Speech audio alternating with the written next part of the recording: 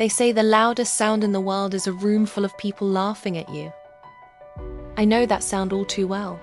My father, Richard Brennan, a retired judge, stood at the head of our mahogany dining table, basking in the glow of 30 relatives hanging on his every word. He had just finished a toast, which was really just a performance piece detailing every single one of my life's failures. "Now, everyone," he announced, adjusting his silk tie. A moment of silence for Victoria's latest career move. She's currently freelancing in landscape design, which is just a fancy way of saying she's unemployed and asking for grandma's money. The room filled with snickers. He wasn't done. He turned his steely gaze on me. "Victoria, you're 29, but you haven't learned the value of $1 or the respect of a daughter. Since you had the audacity to question how I'm managing the estate. I'm making a decision. You're grounded. No inheritance talk, no car keys, no attitude. Go to your room, Victoria. Now." The room went completely silent, but it wasn't a shocked silence. It was an expectant one. They wanted a show. They wanted me to explode, to scream, to cry, to prove I was the unstable one they always whispered about. But I didn't give them the satisfaction. I looked my father dead in the eye, and a strange, cold peace washed over me. I wasn't screaming. I wasn't crying. I just said, "All right, Dad, if that's how you want to play it." My grandmother, Eleanor, was the heart of the Brennan family. She was also the one who held the checkbook. When she passed away 2 months ago, the Vultures didn't even wait for the casket to close. My father and my brother, Garrett, the golden child lawyer, had spent the last 60 days gatekeeping her will. They told me I was unfit to see the documents. They told me I was left a small token of affection, and that was that. But they forgot one crucial detail. Grandma knew exactly who her son was. The night of the funeral, I found her letter. The paper still smelled of cedar and her lavender perfume. Her handwriting was shaky, but her words were like steel. "Tori, my brave architect," she wrote. "By the time you read this, Richard will be trying to erase you. He thinks men like him own the world because they speak the loudest. But I've spent 80 years building a shield for you. Don't show this to him yet. Wait for the moment he thinks he has won. Then call Harold." She hadn't just left me a token. She had left me a legal fortress. She knew Garrett would try to amend her wishes. She knew my father would bully me. So, she did something irrevocable. The next morning, my father's voice boomed through the house. "Victoria, I hope you've spent the night thinking about that apology." But by the time he realized his prisoner had escaped, I was 10 miles away, sitting in a grease-stained booth at a 24-hour diner. I wasn't running. I was executing a plan my grandmother had set in motion years ago. When I called Harold, he asked, "Are you sure you want to do this today, Victoria? In front of everyone?" I took a sip of my coffee. "He chose the audience, Harold. I'm just giving them a better ending." Harold Caldwell wasn't the family lawyer. He was Grandma's lawyer. For 20 years, he had been her secret weapon. While my father's attorney was busy drafting amendments to the will to favor Garrett, Harold was holding the original, notarized trust. As he told me, "Your brother thinks he's a shark, but he's about to find out he's been swimming in a very small pond." We arrived back at the house just as my father was holding another family court session in the living room. "Now that Victoria has decided to run away from her responsibilities, we can proceed," he declared. "The estate is simple. The $620,000 liquid fund will be managed by Garrett.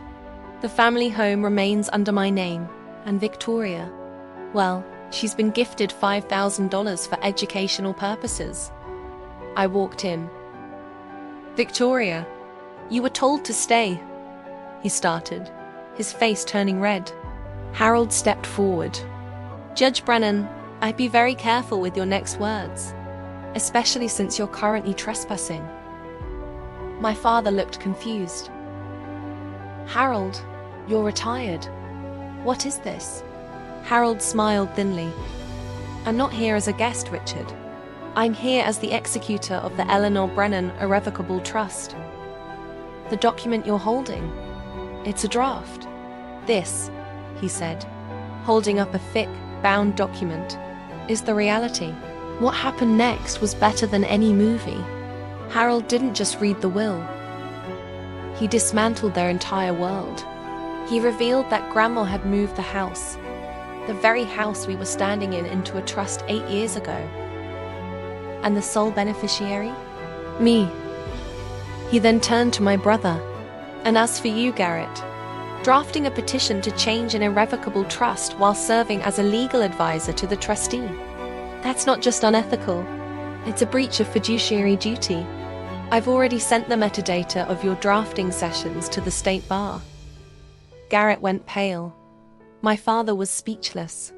I walked over to him, stood where he had stood the night before, and looked him in the eye.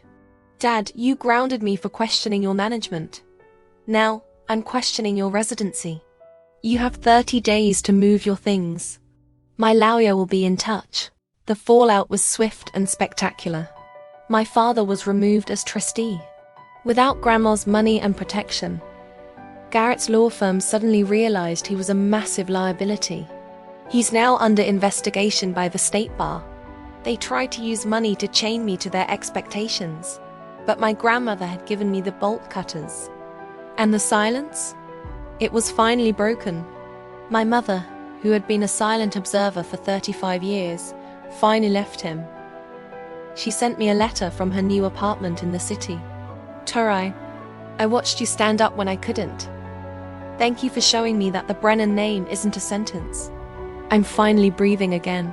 As for me, I used a fraction of the inheritance to pay off the student loans my father always held over my head like a leash. The rest?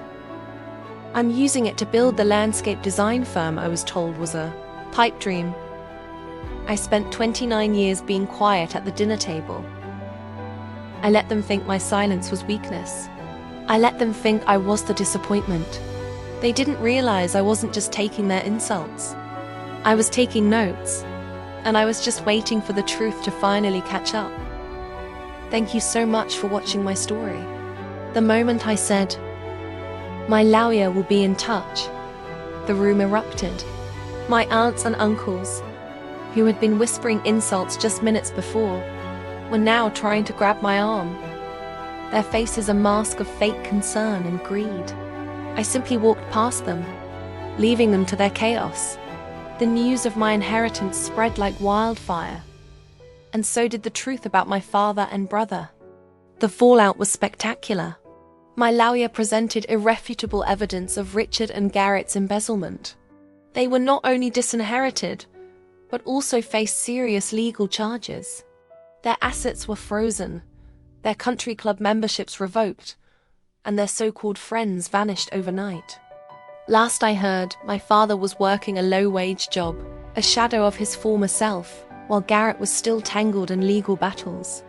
The public downfall was a steep and brutal lesson in humility. My mother, finally free from my father's control, went on a long trip to rediscover herself. She sent me a postcard from Italy, a picture of a beautiful garden, with a simple note, "I'm finally blooming just like you." And she was right. I poured my heart, soul, and inheritance into my landscape design company. It started small, but my passion for creating beautiful, living spaces resonated with clients. Word of mouth was my best advertisement. Soon, I was designing sprawling gardens for estates and serene rooftops for city dwellers. My work wasn't just a business. It was my therapy, my joy. I found peace not in revenge, but in creation.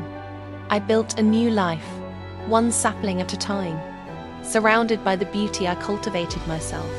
And in that garden of my own making, I finally found true happiness.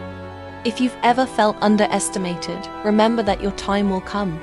Don't forget to like and subscribe for more stories about taking back your power. See you next time.